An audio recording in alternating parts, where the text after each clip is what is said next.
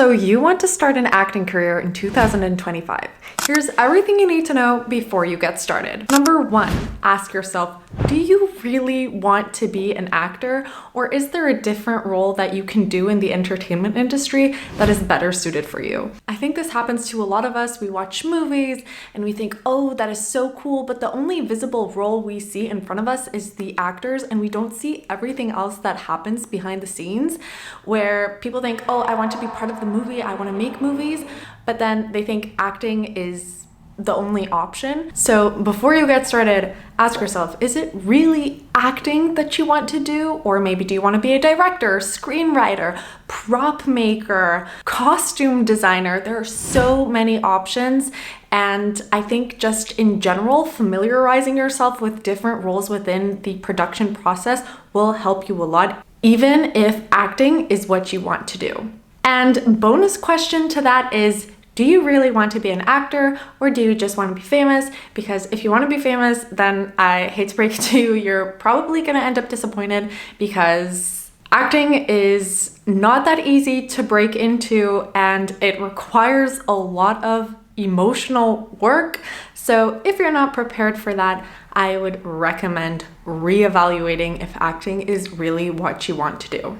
And now that we got the stern talking to out of the way, let's get into the actual practical advice. Number two is learn and practice. I can speak for myself. I did a 3-year theater program, and afterwards I was just like so confident, and I was like, I'm ready to go into the world of acting. I want to be in movies and TV shows and all these things. I don't need to learn anymore. I don't need to go to drama school. And lo and behold, I was really surprised at how much there was still left for me to learn. In life, I don't think you should ever stop learning, but specifically as an actor, there's always more that you can learn. I think especially because our work stems from our emotional library and our real life experiences and how we apply that in order to tell other people's stories. So the more you develop and the more you live and experience as a person, the more tools you have to portray more varied characters, right? And I don't think you necessarily have to go to a 3-year drama school and get a professional diploma or certificate or anything like that. I think there's a lot of value from practicing by yourself or taking courses every once in a while. I don't think like an acting drama school diploma is what determines whether you are fit to be a professional actor or not. I think experience is really valuable, and learning from other people, other students, is also really valuable. So that's kind of my take on that.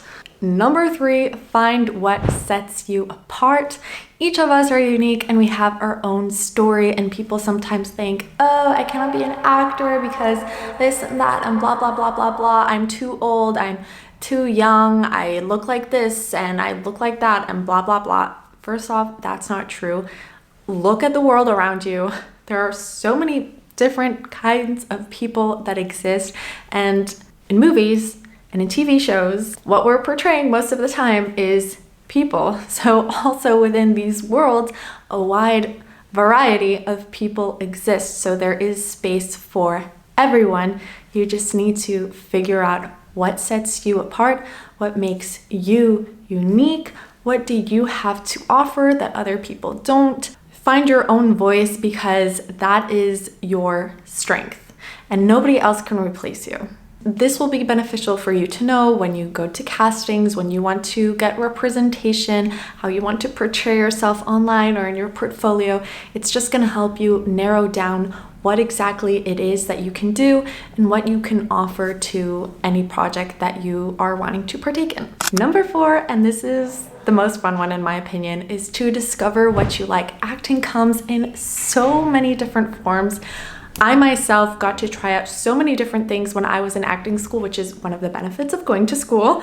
But so as I said earlier, people think acting, they usually think straight TV and movies, but there is so much more.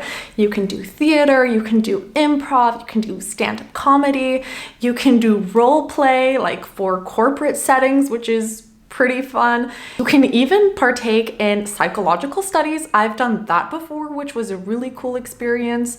You can do clowning, you can do presenting. The possibilities are endless, but I would say dip your toes and try out different things and see what really speaks to you. I remember back when I was in acting school, we had an improv course, and one of my friends, it was her first time doing improv, and she completely fell in love with it. And she was like, wow, this actually really speaks to me and I really enjoy this, and this is what I want to do, because she knew she wanted to do acting. She had done theater and stuff like that before, but it didn't feel 100% right. But then when we did improv, she really found like what really sparks that joy and creativity in her. So I would suggest testing out different things, see what aligns with you, and also it's just really, really fun. So number 5, after you have figured out what sets you apart, what you actually want to do, which style you kind of want to loop yourself into, it's time to gain experience and make a show reel or portfolio. So my advice for this one is going to be tailored a little bit more to screen acting rather than theater or other things. But in order to get experience and get a show reel, I would recommend acting in student films. They're always looking for actors that are in acting school. The thing is, student films are not always really great. You don't really know what the quality is that you're gonna get, since they're also like beginners, but it can help you really familiarize yourself and be part of the process from start to finish, which I think can give you a lot of value as an actor. But so yeah, student films I would recommend in order just to get yourself going, feel what it's like to act in front of a camera, to have someone kind of like directing you if you don't have that experience already. And then you can gather up your best bits and pieces of acting and make a show reel. There are plenty of tutorials online on how to do this. I'm not going to delve really deeply into that, but then that you can use when you want to audition for other things or you want to partake in other projects. Then you have something that you can show them. And if you want to do something that's a little less risky than a student film where you're not really sure how it's going to turn out, there are lots of acting courses for camera, and usually you will practice in front of the camera and you will get the material back. That's how it was when I went to acting school. A lot of the material I got was just from the screen acting courses that I did, and then I got other jobs and things like that, and I accumulated more material and credits on my CV, and I was able to use better and better clips for my show reel. You will also need to make a portfolio. You can find plenty of examples online, and you will need to get headshots. Again, if you're a beginner and you don't really know how to pose yet, you can find photographers that will do it on a TFP basis, which stands for time for portfolio. So it's kind of like a barter exchange between the two of you. But honestly, I can say for myself, I have wasted so much time on kind of like free photo shoots where I was like, okay, it's free and I will get like cool photos in the end, but then the photos weren't exactly what I wanted to. Sometimes it's just better to make that investment, pay someone for a service that you know is gonna be good rather than trying to save money. But again, if you don't have a lot of camera experience, it's nice just to practice, to gain that confidence so that later, you know, you don't feel as awkward doing it. Number 6 is network. And now a lot of people say that networking is key, especially in the entertainment industry. It's not about your talent, it's about who you know. I think these things go hand in hand. And honestly, networking is an investment for the long run. I can tell you now, like introductions I made, even like projects I applied to where I didn't get the role, it's vital to stay in touch or at least have a good connection with the people involved in the project, because they're also working in the entertainment industry and they have other projects coming up, and maybe what you have right now is not a good fit, but in the future they could have something that you could be good for. So you want to maintain that good positive contact with each other and just see if maybe you can work together in the future. As I said, one aspect of networking is just maintaining good contact with people from auditions or castings, things you have applied to, or previous projects you have already done. And you can also go to real life in-person events. So a great way to do this is go to local film festivals. I think in most major cities there are film festivals happening all the time. You can just look it up online. You can get to know filmmakers, producers, other actors, maybe even find people to make your own work with, which could be really fun. And there are lots of other networking events happening all the time. One way that I really like to find what's happening is through Facebook groups. Surprisingly, you can just find, like, say you live in Berlin, you can look up Berlin filmmakers, Berlin actors. This is a great way to get to know people, find out what's going on, make connections. So I highly recommend that. I will leave some links to the ones that I like in the description. Number 7 is to get representation. I don't have a lot of experience with this, but I would just recommend going online, searching which agencies are local to you and who's in your area. I would recommend starting with a smaller agency before you reach out to the big ones. Just send them an email with your photos, your portfolio, your show reel, a little bit about yourself, and really highlight what sets you apart.